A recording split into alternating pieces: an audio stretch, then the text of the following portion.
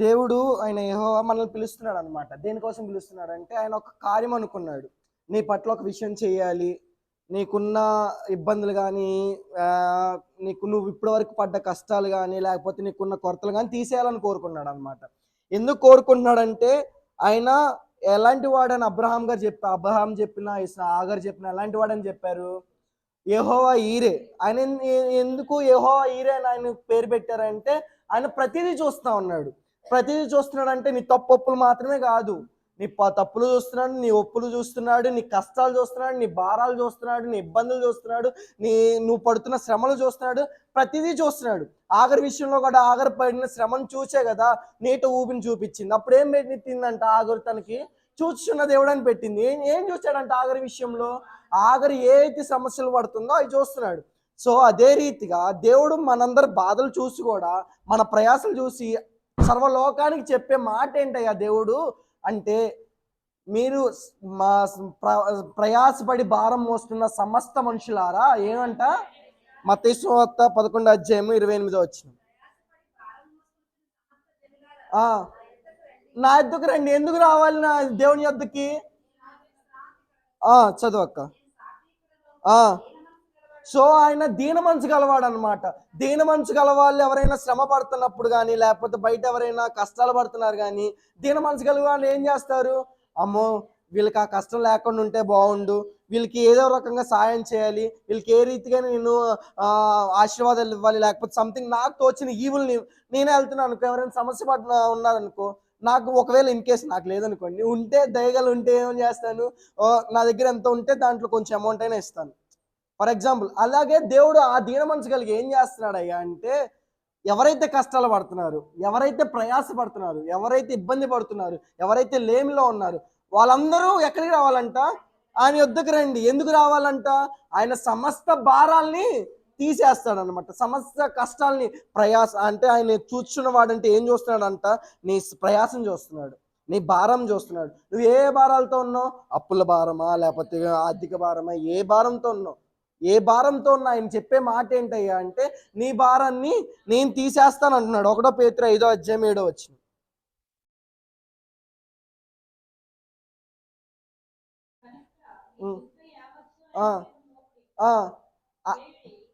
చదవక్క.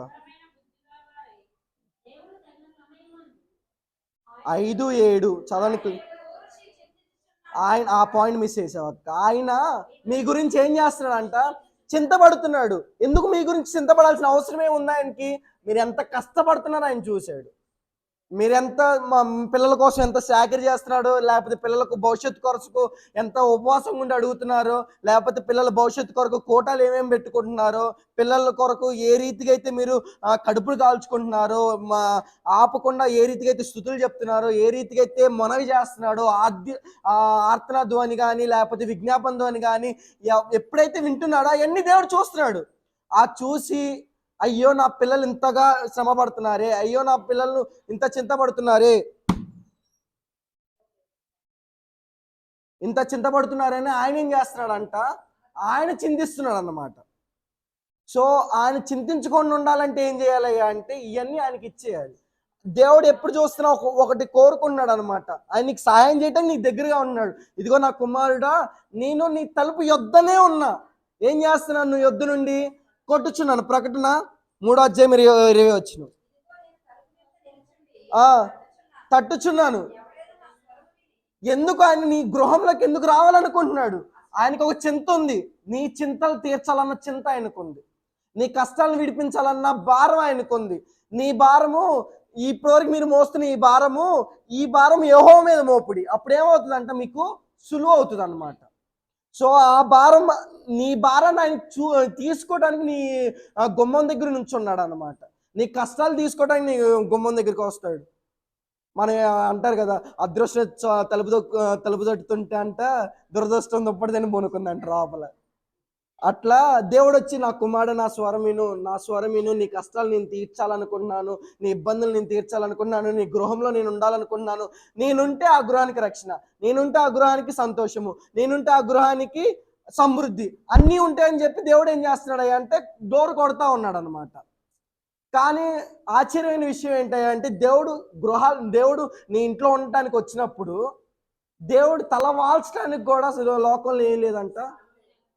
మనం మాట్లాడుకున్నాం క్రిస్మస్ దినాలు రాగా, రోజులు రాగానే ఏమనుకుంటాం, ఆయన అసలు నేనుంటే గనక దేవుణ్ణి జస్ట్ పొనుకోవడానికి పశువులతోటి కాదు, బంగారు ఉయ్యాలని చేసి తీసుకొస్తాననే వాళ్ళం. కానీ ఆ పర్టికులర్ టైంలో దేవుడు కనీసం అలా వాల్చడానికి కానీ అడుగు పెట్టడానికి కూడా ఎక్కడ స్థలం లేదు. అందుకని ఆయన నీ ఇంట్లో ఉండాలనుకుంటున్నాడు, నీతో పాటు ఉండాలనుకున్నాడు, నీ కుటుంబాల పాటుతో ఉండాలనుకున్నాడు. ఎందుకు ఉండాలనుకున్నాడు? ఆయన ఉండి నీ చింతలు తీర్చాలని, నీ కష్టాలు తీర్చాలని. నీ ప్రయాసం చూసిన వాడికి దయగల హృదయం ఉన్న ఆయనకి ఆ బాధలు తీర్చాలన్న ఆశ ఉండదంటారా? ఉంటుంది. కానీ ఆయన తీర్చడానికి ఛాన్స్ ఎవరు ఇవ్వాలి? మనమే ఇవ్వాలి. మనం ఏ రీతిగా ఇస్తాం? వివిధ రకాలుగా ఇస్తాం. ఒకళ్ళేమో ఉపవాసం ఉండి ప్రార్థన చేసి రోజంతా దేవునికి మొర పెడతారు, ఒకళ్ళేమో స్తుతులు చెప్తారు, ఒక రోజులేమో వారానికి నెలవారీ కోటాలు పెట్టుకుంటారు. ఏ రీతికైనా ఛాన్స్ ఇస్తున్నాం. ఛాన్స్ ఇచ్చినప్పుడు మన సమస్య ఎంత ఉంది, ఆ సమస్యగా తగ్గ సమయం దేవుడికి ఇవ్వాలి. అంతే కదా. దేవుడు చేయాలనుకుంటే ఒకే రోజు చేయగలడు. కానీ ఒకే రోజు అంతా వచ్చి నీ మీద పడదు అనుకో, ఏమంటారు? నడమంతర సిరి అది ఇదని 100 మాటలు వస్తాయి. అంతే కదా. ఒకేసారి నేల మీద ఉన్నవాడు ఒకేసారి ఆకాశం ఎత్తాడు అనగానే, వీడి బతుకు మాకు తెలియందా, వీళ్ళ బతుకులు మాకు తెలియనియా, ఇవన్నీ వస్తాయి. నువ్వు అవమానపడకూడదు, నీకు కష్టం విలువ తెలియాలి. ఫస్ట్ ఏదైనా మనకి చేతిలో ఉన్నంత వరకు దాని విలువ తెలియదు. దాన్ని పట్టుకోవడానికి నువ్వు ప్రయాసపడతావు చూసావా, అప్పుడు ఈ కొంచెం ట్రై చేసి ఉంటే నేను పట్టుకునేవాడినేమో, ఇంకొంచెం నేను పోరాటించుంటే దీన్ని ఖచ్చితంగా చేజెక్కించుకునేవాడినేమో, ఇంకొంచెం నేను ప్రార్థనలో బలంగా ఉంటే ఇది ఖచ్చితంగా జరిగేదేమో అనుకున్నప్పుడు ఆ కొంచెం అన్న మాట ఎలా ఏం చేసిద్దంట, హృదయాన్ని తలుక్కుమని చేసేది అనమాట. సో ఆ ప్రయాసం నీకు రాకూడదని ముందుగా నీకు కష్టాన్ని చూపిస్తున్నాడు, ముందుగా నీకు ఇబ్బంది చూపిస్తున్నాడు. ఇబ్బంది చూపించినా, కష్టం చూపించినా, ఆ ఇబ్బందుల నుంచి కానీ ఆ కష్టాల నుంచి కానీ దేవుడు నిన్ను ఒంటరి చేసి ఎప్పుడు వెళ్ళాల. ఆయన్ని పక్కనే ఉన్నాడు, నీ గృహం దగ్గరే ఉన్నాడు, నీకు సమీపంగానే ఉన్నాడు. ఎందుకు సమీపంగా ఉన్నాడు? నువ్వు ఒక మొర పెట్టగానే ఏ రీతిగా అయితే ఇష్మాయేలు ఏడుపు విన్నాడో అదే రీతిగా నీ చిన్న మొర దేవుడిని ఏం చేసిద్దంట, కదిలిస్తుంది అన్నమాట. కదిలించినప్పుడు దేవుడు ఏం చేస్తాడు? ఆయన రాకపోయినా ఆయన దూత, యెహోవా దూత అంటే ఎవరు? యేసు. ఆయన అంతగా ఆయన వచ్చి కార్యం చేస్తాడు అనమాట. ఆ కార్యం జరిగించాలి అన్నా ఏం చేయాలి అంటే, ఆ ద్వారం యొద్ద ఉన్న ఆయన్ని లోపలికి తీసుకురా.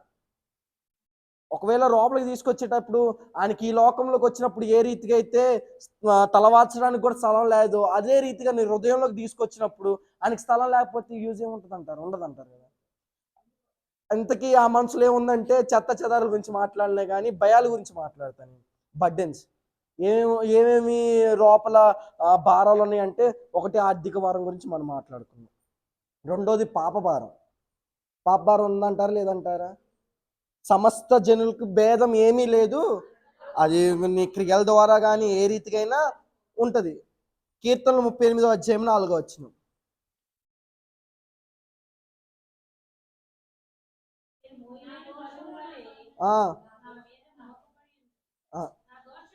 అక్క ఫస్ట్ లైన్ ఎగరగొట్టేస్తున్నా కింద నుంచి. ఏంటంటే దోషముల ద్వారా చేసిన పారం. మనం తెలిసి చేస్తామా, తెలియ చేస్తామా? దేవుడు లేవియా కాండంలో అనేక రీతైన దోషాలు చెప్పాడు. అది చెప్పినప్పుడు విన్నప్పుడు మనకేమేమి అనిపించింది? ఈ కూడా ఒక దోషాలేనా మనం అనుదినం చేసి? కానీ ఆ చిన్న కడుక్కోవటం విషయం, పాతలు కడుక్కునే విషయంలో కానీ ఏ విషయంలో అయినా చిన్న దోషాలు ఖచ్చితంగా ఉంటాయి. సో ఆ దోషాలన్నీ నేను మోయలేనంతగా ఉన్నాయి. నేను ఇప్పటి వరకు దేవుడి మీద కాన్సన్ట్రేషన్ చేయకుండా, దేవుడిని అడగటానికి నా కాన్సన్ట్రేషన్ అటు వెళ్ళకుండా నా మీద ఏ భారం ఉంది? ఈ దోషాలనే. ఈ దోషాలన్నీ పెట్టుకొని నేను దేవుడిని అడగగలనా అన్న మనసులో అనిపిస్తే కాన్సన్ట్రేషన్ దేని మీదకి వెళ్ళిద్ది? నీ ఏకాగ్రత దేని మీద ఉన్నట్టు? ఈ భారాల మీద ఉన్నట్టు. నీ దోషాలు ఎత్తెత్తి చూపించుకుంటాం. అమ్మో నేను ఇది చేశాను, నేను అది చేశాను అని ఎత్తెత్తి చూపించుకుంటాం. అదే ఒకవేళ దేవుడి మీద ఉందనుకో, దేవుడు ఇన్ని దోషాలు చేసినా నాకు తెలియజేశాను కాబట్టి దేవుడు క్షమిస్తాడు, దయామంతుడు, కరుణామయుడు అనుకొని ఏం చేస్తాము? ఈ విడిచిపెడతాం. దీన్నే పట్టుకొని ముందుకెళ్ళి వదిలేయాలా వద్దా, వెళ్ళాలా వద్దా, ఈ పాప నుంచి బయటపడాలా వద్దా, ఈ సమస్య నుంచి బయటపడాలా, ఈ మార్పులు రావాలా, మార్పులు వద్దా అని ఇవే పట్టుకొని ఉంటాం. ఎంతవైపు నీ ఏకాగ్రత సమస్య వైపు ఉన్నంతసేపు దేవుడు అనేవాడు కనపడ్డు. అంతే కదా. ఎవరు కూడా ఇద్దరు మనుషులు దాసుడు అవ్వటం అనేది అసంభవం. ఒకటి ఇట్టైనా ఉండు, ఇంకోటి ఇట్టైనా ఉండు. నువ్వు ఇబ్బందుల మీద నీ ధ్యాస పెడితే దేవుడి మీద నీ ధ్యాస లక్ష్యం లేదు నీకు. నీ దోషాల మీద ధ్యాస పెడితే దావీదు అందుకని అంటున్నాడు, నేను కప్పుకోకుండా ఎందుకు ఒప్పుకున్నానంటే అవి ఒప్పుకొని విడిచిపెడితేనే నాకు దీని మీద ధ్యాస వస్తుంది. అంతే కదా. ఇది పాపాల భారం గురించి మాట్లాడుకున్నాం. ఆర్థిక భారం. ఒక కుండున్న వాళ్ళ జీవితాన్ని దేవుడు వాళ్ళు బతికినంతకాలం సమృద్ధి ఇచ్చిన దేవుడు మన ఇంట్లో ఉన్న ఐశ్వర్యాన్ని దేవుడు డబల్ చేయడం అంటారా? ఏ లోటు 3.5 సంవత్సరాలు లోకం మొత్తం కరువు వచ్చినా కూడా ఆ కుటుంబానికి, ఆ కుటుంబ స్నేహితులకు కానీ, ఆ యాజకునికి కానీ ఏ లోటు లేకుండా దేవుడు చేశాడు. నీ ఇంట్లో నీకు ఏ లోటు లేకుండా దేవుడు చేయడం అంటారా లేదా? ఎందుకు చింతపడుతున్నాం మరి? నీ చింతించకూడదనే దేవుడు చింతపడుతున్నాడు. ఆయన నీకు ఏ రీతిగా హెల్ప్ చేయాలని చూస్తున్నాడు. నాకు నీ హెల్ప్ వద్దు, నేను ఇదే బాధపడతా అంటే అది మన వరకు కరెక్ట్ అంటారా? కరెక్ట్ కాదు కదా. నేను ఒకటి తీసుకొచ్చి లంకి బిందు నీకు ఇస్తారా అంటే, లేదా ఆ లంకి బిందుకి చొట్ట ఉంది, ఇటు పక్క ఇది ఉందని నన్ను అనుకున్నావు అనుకో, ఎవరంటారు? నువ్వు చేదార్చుకున్నావు అనుకుంటావు. సో నీకు ఒక ట్రిబ్యూట్ ఇచ్చాడు దేవుడు. నువ్వు దేవుడి వైపు చూసే అంత ఒక ట్రిబ్యూట్ కార్డ్ నీకు ఇచ్చాడు. ఇచ్చినప్పుడు దేని వైపు చూడాలి? ఈ ట్రిబ్యూట్ కార్డ్ వైపు చూడాలి. కానీ వదిలేసుకున్న ప్రతి ఈ కార్డ్స్ వైపు చూస్తే ఏమైద్దా అంటే ఆ కార్డ్సే మన జీవితం అవుతుంది. నేను ఏది నాకు రాకూడదని నేను భయపడుతున్నానో అదే నా నెత్తి మీదకి వచ్చింది అన్నారు. ఎవరు అన్నారు? యోబు గారు అంటా ఉన్నాడు, నేను ఏదైతే నాకు జరగకూడదని నేను భావించానో, ఏదైతే నాకు రాకూడదు అనుకున్నానో, నేను భయపడదే నా నెత్తి. ఎందుకు అనుకున్నావు? నువ్వు ఎందుకు భయపడ్డావు? దాని గురించి ఎందుకు భయపడాల్సి వస్తుంది? నువ్వు దాని గురించి, దాని మీద నీ ధ్యాస దాని మీద ఉంది కాబట్టి దానికి భయపడ్డావు. దానికి భయపడ్డ వాళ్ళే నువ్వు ధ్యాసించిన దాన్నే నీకు జరిగిద్ది. అది దేవుడి మీద ధ్యాస ఉంచు. డాడీ ఫోన్ ఎప్పుడు మాట్లాడలేదా? సో దేవుడి మీద ధ్యాస ఉంచితే ఆ అప్పుల భారం కూడా దేవుడు ఒకరికి చేసి ఒకరికి చేయడం అన్నది లేదు. అప్పుడు ఆ కార్యం చేసినాడు, ఇప్పుడు నీ జీవితంలో కూడా కార్యం చేస్తాడు. అప్పుడు వాళ్ళకి అప్పుల్లో ఉన్నాయి, నువ్వు ఇప్పుడు అప్పుల్లో ఉన్నా దేవుడు నీకున్న కొంచెం దాని నుంచి అయినా అప్పులు తీర్చగలడు. అంటారా లేదంటారా? దీని విషయం చింతపడవచ్చా? చింతపడటానికి లేదు. సో ఫస్ట్ నీ దోషాల గురించి నీకు చింత లేదు. ఇప్పుడు గురించి మాట్లాడుకుందాం. దోషాల గురించి చింత లేదు, తర్వాత పాపాల గురించి లేదు, ఆర్థిక భారం గురించి లేదు. బాధ్యతలు అనేవి చాలా బరువు అంత కాదు, నిజంగానే బరువు. ఏమైనా చేసామనుకో, అమ్మో, ఈ బతికి మొత్తం ఒకరిని గురించి ఒకరిని ప్రూవ్ చేయడానికే బతికేస్తాం మనం. ఈరోజు నేను ఇట్లా బతుకుతున్నా అంటే రేపు వాళ్ళు నన్ను ఆ మాట అనకూడదు, ఈ మాట అనకూడదు అని ఒకళ్ళు ప్రూవ్ చేసుకోవటంలోనే నా బాధ్యతలు నేను తీర్చుకున్నానా లేదా, నా పిల్లల్ని పెంచుకున్నా నా బాధ్యత అయ్యిందా లేదా అన్న దానికోసమే ఈరోజు నేను ఒక 100 రూపాయలు ఖర్చు పెట్టానంటే ఆ 100 రూపాయలు 50 రూపాయలు రేపు నా భవిష్యత్తులో ఉన్న నా బాధ్యతల కోసమే ఖర్చు పెట్టుకుంటా. ఒకడు ఉన్నాడు అంటే ఏమి లేనివాడు, వాడు ఇల్లు కట్టుకోవడం ఒక బాధ్యత అనుకున్నాడు. వాడు రోజు మొత్తం సంపాదించింది ఏం చేస్తాడు? ఒకటి దానికి వేస్తాడు, ఒకటి దీనికి వేసుకుంటాడు. బాధ్యతకు మాత్రం ఖచ్చితంగా ఉంచుతాడు కదా. దేవుడు నీ బాధ్యతలు తీర్చగలడా లేదా? రాజ్య భారం ఉంది, ఆయన వయసు చిన్నది, ఆయనకి ఐశ్వర్యం లేదు, జ్ఞానం లేదు, లేకపోతే ఆయన రాజ్యాన్ని పరిపాలించగలంత తెలివి ఉందా అంటే అస్సలు లేదు. ఆయనకున్న బాధ్యతలు ఆయన క్రమంగా నెరవేర్చగలిగాడా లేదా? స్వర్ణ యుగంలో ఆయన పేరు లిఖింపబడ్డదంటే ఆయన ఎంత గొప్పగా రాజ్యం పాలించాడు. ఇద్దరు స్త్రీలు వచ్చి ఈ నా కుమారి అని కొట్టుకుంటే ఒకడికి అన్యాయం చేయలేడు, ఒకడికి న్యాయం చేయలేడు. తెలివి ఉండాలంటారా లేదంటారా? ఆ రాజుగా ఆయన బాధ్యత నెరవేర్చాలంటారా లేదంటారా? అలాంటి సమయంలో తన బాధ్యతను దేవుడు ఏ రీతిగా మనం మార్చగలిగాడో మనం చూసాం. నాన్న ఫోన్ వాకింగ్ చెప్పేటప్పుడు ఒకసారి కాల్ రాదు.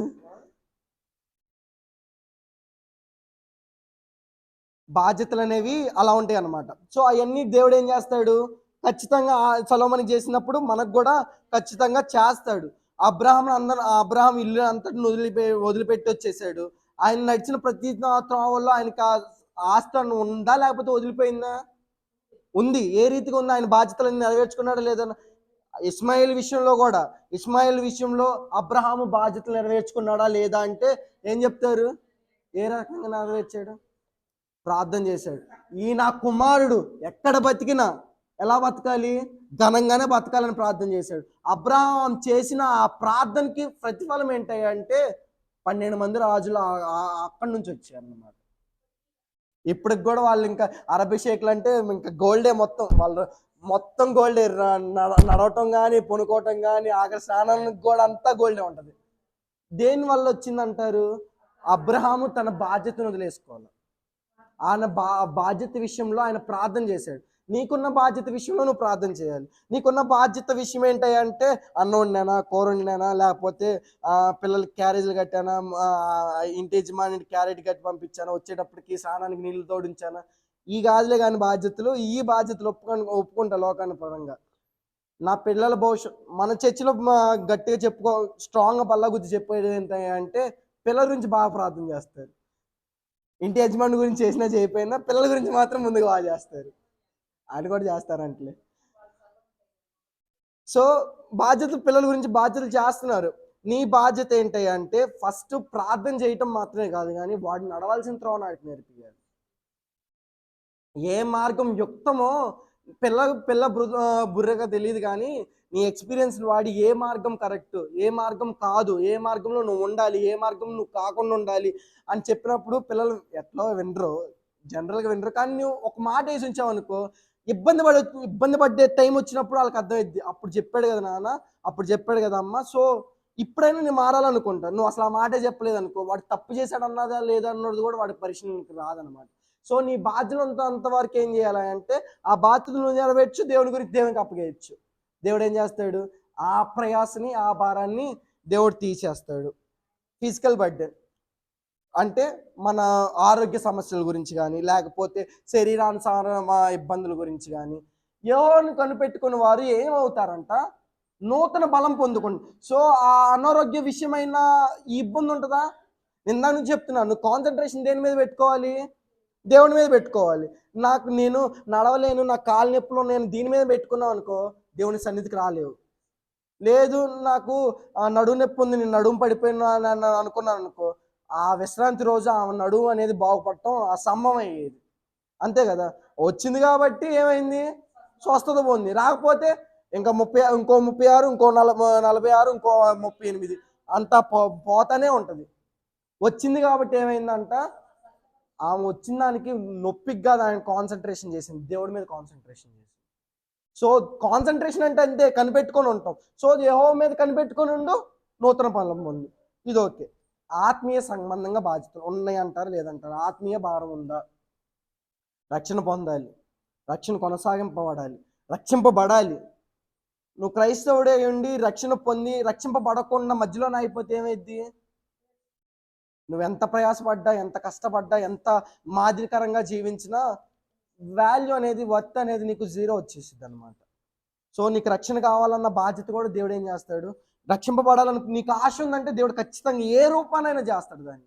నీకు ఫస్ట్ ఏం కావాలి? ఆ విల్లింగ్నెస్ కావాలి. నేను రక్షింపబడాలి ఖచ్చితంగా. ఎంతమంది అడ్డంకి ఇచ్చినా, ఎంతమంది నన్ను ఆపినా, ఎవరు ఆపినా, ఎలాంటి వాళ్ళు ఆపినా, అలాంటి వాళ్ళని చూసుకొని నేను నిజంగా చెప్పాలంటే నేనే ఇన్స్పైర్ అవుతా. చాలా మంది నువ్వు రక్షణ తీసుకోకూడదన్న ఆపిన వాళ్ళు కూడా రక్షణ తీసుకున్న వాళ్ళు చూసి నిజంగా నేనేదో ఉన్నాను అనుకున్నా, కానీ దేవుడు నా గురి కాదు వాళ్ళ గురి గొప్పది అనుకుంటా. ఎందుకు అనుకుంటా? నాకు ఛాన్స్ పుట్టిన దగ్గర నుంచి కూడా డాడీని వీళ్ళు కన్వర్ట్ అయ్యే ముందులే, నేను పుట్టంగానే వీళ్ళు కన్వర్ట్ అయ్యారు. సో నాకు అది చూసేది లేదు, ఇది చూసేది లేదు, కాబట్టి నాకు రక్షణ అనేది చాలా ఈజీగా అయిపోయింది.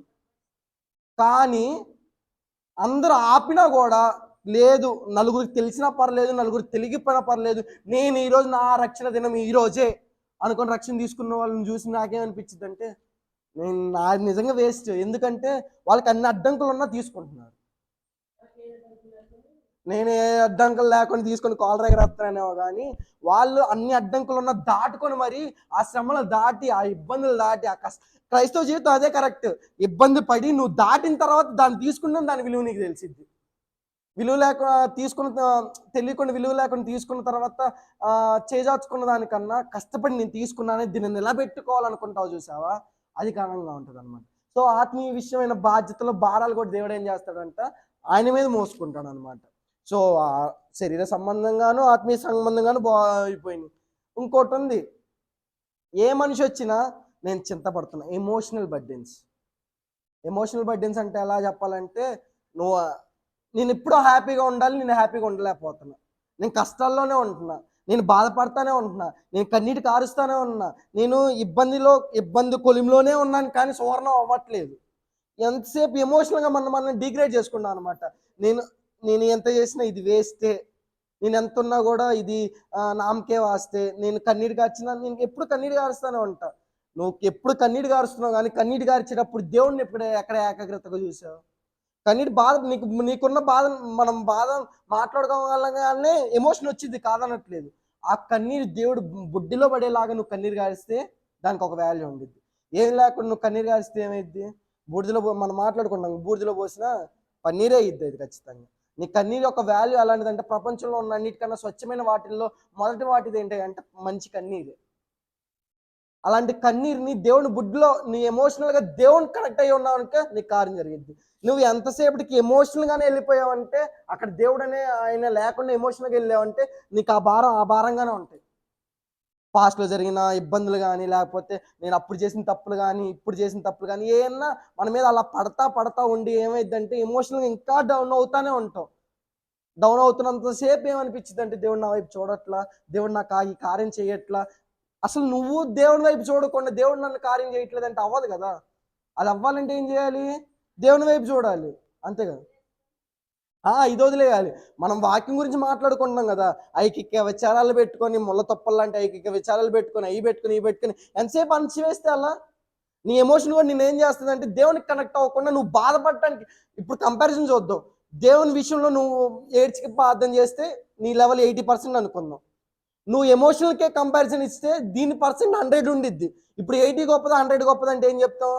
నువ్వు దేనికి వాల్యూ ఇచ్చు? నీ ఎమోషన్స్కి వాల్యూ ఇచ్చు, దేవునికి కాదు అక్కడ. సో ఎమోషనల్ బర్డెన్స్ అన్ని తీరాలంటే ఎక్కడికి రావాలి అంటే, మనం ఆలయంలో ప్రవేశించడం పాట పాడుతూ ఉంటాం. ఆయన సన్నిధికి వచ్చిన వాళ్ళకి ఆయన తేజస్సు ఉంటుంది, ఆయన కృప ఉండిద్ది, ఆరోగ్యం ఉంటుంది, అన్నీ మాట్లాడుకుని ఆయన ప్రసన్నత ఉండిద్ది. ఆయన ప్రసన్నత సంతోషం ఉన్నప్పుడు నీకు ఎమోషనల్గా నువ్వు ఎందుకు డిగ్రేడ్ అవుతావు? అందుకని దావీదు చెప్తాడు, నా దుఃఖాన్ని ఆయన ఏం చేశాడంట, నా కన్నిటిని ఆయన నాట్యంగా మార్చాడు. దుఃఖ వస్త్రాలు తీసి నాకు ఆనంద వస్త్రాలు జరిగేసేసాడు, సంతోషం అనుగ్రహించాడు. ఎప్పుడు జరిగింది? నేను చేసినంత ఇదంతా తప్పు, నేను ఇదంతా దీని మీద ధ్యాస పెట్టుకొని ఇదంతా చేసుకున్నాను, ఇది కాదు నేను చూడాల్సింది, దేవుని చూడాలనుకొని దేవుని వైపు చూసి కొండల తట్టు నా కళ్ళు ఎత్తుతున్నాను, నాకు సాయం ఎక్కడి నుంచి వస్తుంది? ఆయన దగ్గర నుంచి వస్తుంది. సో ఆయన ఏం చేస్తాడు? నాకు సంతోషం ఇస్తాడు, నాకు అన్నిటిని తీసేసి నాకు ఆనందం ఇస్తాడు. ఈ ఎమోషనల్ బర్డెన్ కూడా దేవుడు, ఈ భారాన్ని కూడా దేవుడు ఏం చేస్తాడు? రెస్పాన్సిబిలిటీస్లో మనం మాట్లాడుకోవాల్సింది ఏంటంటే, కుమారుల ఉద్యోగం గురించి కానీ, కూతుళ్ళ భవిష్యత్తు గురించి కానీ, వివాహాల విషయంలో కానీ, లేకపోతే వేరే దేశానికి పంపించి వాళ్ళని ఒక స్టేబుల్గా స్థిరంగా చూడటం కానీ, ఒకరి గురించి మాట్లాడితే నీ ప్రధాన బాధ్యత ఏంటంటే, నా కొడుకు స్థిరపడటం నాకు చాలు, ఒకటి బాధ్యత. నా కూతురు ఒక స్థానంలో ఉండి వివాహం మంచిగా చేసుకుంటే చాలు, ఇది రెండో వాళ్ళ బాధ్యత. ఒక్కొక్క కోణం గురించి మాట్లాడుకుందాం. ఈ బాధ్యతలన్నీ దేవుడు తీర్చగలడంటారా లేదంటారా? నువ్వు ఎంతసేపు ఈ బాధ్యత తీరాలని ఆలోచించావు అనుకో, ఆ బాధ్యత అట్లానే ఉంటాయి. దేవుడు నీదే, ఈ భారం నాది కాదు, ఆయన అడుగుతున్నదే. నువ్వు ఈ భారం నీదని పట్టుకొని కూర్చున్నావు, నీదే అనుకున్నావు, ఈ పట్టుకున్న దాన్ని నాకు ఇవ్వు, అదే కదా అడిగింది. నువ్వు మోస్తున్న ప్రతి భారాన్ని దేవుని చెంతకి ఇవ్వు, ఆయన ఏం చేస్తాడు? అప్పుడు నిన్ను సులువుగా చేస్తాడు. సో ఈ బాధ్యతలన్నీ దేవుడు ఏం చేస్తాడు? ఖచ్చితంగా నెరవేరుస్తాడు అనమాట. నువ్వు దేవునికి ఇచ్చి అవ్వలేదంటే అప్పుడు అడుగు, నన్ను చెప్పు తీసుకుని కొట్టు. ఎందుకు? ఖచ్చితంగా దేవుడు చేస్తాడని. మనం ఇవ్వకుండా దేవుడు చేయట్లేదు అనుకుంటే మాత్రం అది ఎప్పటికీ అవ్వదన్నమాట. ఇంకోటి, సోషల్ అండ్ రిలేషన్షిప్స్ అంటే మన సంబంధాల గురించి కానీ, లేకపోతే ఇతరులు మన మీద వేస్తున్న అపనిందల విషయంలో భారం, అంతే కదా.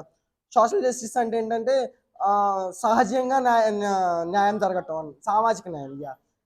సో ఆ టైప్లో మనకేం జరుగుతుంది? అటు నుంచి ప్రెజర్స్ వస్తాయి, నలుగురు నుంచి 4 మాటలు వస్తాయి. మనం దావీదు గురించి ఎప్పుడు దావీదు రాసిన ప్రతి అధ్యాయం మనం చూడంగానే ఆయన ఏం చెప్తాడంటే, నా కొరకు నన్ను వేటాడటానికి పొంచి ఉన్నవారు అనేకులు ఉన్నారు, నా అడుగడుగున ప్రమాదం ఉంది. శత్రువులు నా కొరకు పొంచి ఉన్నాడు, ఎప్పుడు ఈ మింగుదాన్ని వాళ్ళు తలదాచుకొని ఉన్నాడు, నా కొరకు ఒడ్లు వండుతున్నారు, నా కొరకు వలలు వదులుతున్నారు అని ప్రతి అధ్యాయంలో దావీదు చెప్పే కామన్ వాడు ఏంటయ్యా అంటే, వాళ్ళు నన్ను నాశనం చేయాలని చూస్తున్నారు, నన్ను పట్టించాలని చూస్తున్నారు. నాకు రిలేషన్స్ అంటే అలానే ఉంటాయి, ఖచ్చితంగా. నువ్వు బాగుపడుతున్నావా? ఎవ్వరు ఉండరు. ఎంత నువ్వు బాగుపడుతున్నా నేను సంతోషించా అన్న ఆహ్, ఒక రిలేషన్ నువ్వు ఎప్పటికి నమ్మమాక. ఖచ్చితంగా ఏడుస్తానే ఉంటారు. మేము వాళ్ళు ఒకే వాళ్ళం అయి ఉన్నాం. అయినా వాళ్ళు ఎదుగుతున్నారు. మేము ఇలా ఉన్నాం. సగం వాళ్ళ ఏర్పులే తగులుతాయి అనుకోండి, అది వేరే విషయం. సో, ఖచ్చితంగా వాళ్ళు అలా ఉంటారు. కానీ ఈ బాధ్యత నుంచి దావీదుని దేవుడు తప్పించాడా లేదంటారా? ఈ రిలేషన్‌షిప్స్ నుంచి గాని, ఈ సోషల్ వెల్‌ఫేర్స్ నుంచి గాని దేవుడు దావీదుని నిలబెట్టారంటారా లేదంటారా? ఈడికి కుదరని రోగం, ఈడికి 100 మందన్నారు ఆ మాట. దావీదు గారు ఏమయ్యాడు? తిరిగి దేవుడు నన్ను విశ్రాంతిలో నిలిపాడు. ఈడికి రోగం, ఈడి రోగశయ్య అనేది ఎలా ఉండిద్దంటే, ఈడింక భరించలేని పోటన్నారు. 100 మాటలన్నారు దావీదు గారి గురించి గాని. దేవుడేం చేశాడు? నేను పాతాళం పోతా ఉంటే, పాతాళం నన్ను పట్టుకుంటా ఉంటే, దేవుడు నన్ను లేపి బండ మీద స్థిరంగా ఉంచాడు. నా విశ్రాంతిని నాకు తిరిగిచ్చాడు. సో, మనుషులు అనుకున్న మాటలు నీకు ఇప్పుడు నీకెలా అనిపిచ్చిదంటే, వీళ్ళు అనుకున్న మాటలే నేను వీళ్ళని ప్రూవ్ చేయటమే నాకు కరెక్ట్ అనిపిచ్చిద్ది. ఒక నెల అయిపోయిన తర్వాత వాళ్ళు మాట్లాడినా, మాట్లాడకపోయినా నాకేం ఒరిగిందేం లేదనిపిచ్చిద్ది. ఒక సంవత్సరం తర్వాత అదసలు అన్నారా అన్న కూడా గుర్తుండదు మనకి. అన్నారా అనలేదా అన్న గుర్తులేని దాని గురించే నువ్వు అంత బాధపడుతుంటే, దేవుడు ఒకటే చెప్తున్నాడు నీకు. నీ భారం నాకివ్వు ఒకటి చెప్తున్నాడు. దేవుడి గురించి మనకు గుర్తుండదా? అంతే కదా! వాళ్ళు రేపో మాపో మర్చిపోయే దాని గురించి మనం ఎందుకంత ప్రయాసపడుతున్నాం? నేనెందుకు వాళ్ళకి ప్రూవ్ చేయాలి? నేనెందుకు వాళ్ళకి నేను ఇలానే బతుకున్నానని ఎక్స్‌ప్లెయిన్ చేయాలి? అవసరం లేదు కదా! నేను ఒకళ్ళ దగ్గరికెళ్ళి ఎక్స్‌ప్లెయిన్ చేయాల్సిన అవసరం నాకేముంది? ఏమన్నా ఉంటే నేను దేవుడి దగ్గరికొచ్చి ఎక్స్‌ప్లెయిన్ చేసుకుంటా. ఎందుకు? నాకది తప్పనిపించిందే, నేనెందుకు చేయాల్సొచ్చిందో దేవుడికి చెప్పాననుకో, దేవుడు క్షమిస్తాడు కాబట్టి. మనుషుల దగ్గరికెళ్ళి చెప్తే ఏముండిద్ది? ఇంకో 2 అది ఈ ఒక మాట, అది ఇంకో నిజం కరెక్టే. ఒకడి దగ్గరికెళ్ళి నువ్వు ఒకటి చెప్పావనుకో, నేను మంజులక్క దగ్గరికెళ్ళి ఒక తప్పు చేశానని చెప్పాననుకో, మంజులక్కెళ్ళి సరితక్క దగ్గరికెళ్ళి ఆ తప్పుతో పాటు ఈడు కూడా చేశాడంట అని సరితక్క చెప్పింది. సరితక్క దగ్గర ఇంకోళ్ళ దగ్గరికెళ్ళి ఈ బీబీసీ న్యూస్ ఇంకెళ్ళిపోయిద్ది. మనకు న్యూస్ ఛానెల్ అవసరం లేదు. ప్రతి దానికి వెళ్ళిపోతానే ఉంటది. అది ఇంకా ఇంకా ఇంకా ఇంకా ఇంకా వెళ్ళిపోతా ఉంటది. సో, నిజంగా నేను తప్పు ఒప్పుకొని వదిలిపెడదామని నీకు చెప్పా. కానీ రిటర్న్‌లో నాకేమొచ్చింది? ఈడు పెద్ద తప్పుడోనని వచ్చింది. అంతే వచ్చిద్ది. సో, అది నువ్వు రిలేషన్‌షిప్ స్టేటస్ వాళ్ళే నాకు ప్రాముఖ్యం. నాకు రిలేషన్సే ప్రాముఖ్యం. లేపోతే నాకు ఆ నలుగురు అనుకునే మాటలే ముఖ్యం. ఆ నలుగురు అనుకునే చేష్టలే ముఖ్యం. ఆ నలుగురు నా మీద ఏసే నిందలే ముఖ్యం. ఆ నలుగురిని నేను ఒప్పించాలి, నిరూపించాలి. ఒకడంటాడు చూసావా? ఒక పామంట ఒకడు కాటేసిందనమాట. కాటేసి వెళ్ళిపోయింది. ఈడెళ్ళి దాని కాటికి, విషంకి అది కట్టుకోవాలా, మెడిసిన్ తీసుకోవాలా. వాడది చేయకుండా పాము వెనకాలెళ్ళి నువ్వెందుకు కాటేసావు? నేను తప్పు చేయలేదు. నిన్ను ఇబ్బంది పెట్టలేదు. నిన్ను కొట్టడానికి రాలేదు అని ఎక్స్‌ప్లెయిన్ చేస్తా ఉంటే ఏమైద్ది? ఏసం మొత్తం సేమ్ అదే. ఒకళ్ళు సమాజం నిన్ను ఒక మాట అందనుకో, దాన్ని వదిలిపెట్టి దాన్ని పోవటానికి నువ్వేం చేయాలో ఆలోచించు. అదే కాకుండా అక్కడికెళ్ళి నేను చేయలేదు, తప్పు లేదని ఎక్స్‌ప్లెయిన్ చేస్తుంటే ఏమైద్ది? ఆ నింద నరనరాల పాకిద్ది. అంతే కదా! సో, నువ్వు నాకు రిలేషన్సే ముఖ్యం అనుకున్నావనుకో, దేవుడు నీకు కనపడ్డు. నాకు నలుగురు అనుకునే మాటలే ముఖ్యం అనుకుంటే దేవుడు నీకు కనపడ్డు. దేవుడు కనపడాలంటే ఈ నలుగురు నాకు కావాలనవసరం లేదు. నాకొక్కడు చాలు. ఎవరైనా నాకొక్కడు చాలు, ఒక్కడు చాలు. ఆ ఒక్కడే ముగ్గురుగా ఉన్నాడు. మూడింతల ఆశీర్వాదం నాకిస్తాడు. ముల్లోకాలను పరిపాలించేవాడు ఆయన. ఆయన నాకు స్థలం ఇస్తాడు. ఎక్కడిస్తాడు ఆయన స్థలం? పరలోకంలో. నేనెక్కడ ఇయ్యాలి ఆయనకి స్థలం? నా హృదయంలో ఇయ్యాలి. ఆయన నా ద్వారం దగ్గర ఉన్నాడు, కొడుతున్నాడు. నేను స్థలం ఇస్తా, ఆయన నాకు పరలోకంలో స్థలం ఇస్తాడు. అటు రీతి అయినా మన భారాలన్నీ దేవుడి రాత్రి కాలంలో తీర్చివేయును గాక. ఎవరైతే దేవుని కొరకు కనిపెట్టుకుంటున్నారో, నా భారాలు తొలగిపోవాలి, నా బాధ్యతలు నెరవేరాలి, నేను రక్షణలోకి రావాలి అని ఎవరైతే ఆశించి ప్రార్థన పెట్టుకున్నారో, నెలవార కూటమి పెట్టుకున్నారో, లేకపోతే ఈ సన్నిధికి వచ్చారో, దేవుడు ఆ ప్రతి బాధ్యతను దేవుడు నెరవేర్చును గాక. దేవుడి మాటలు దీవించి ఆశీర్వదించును గాక.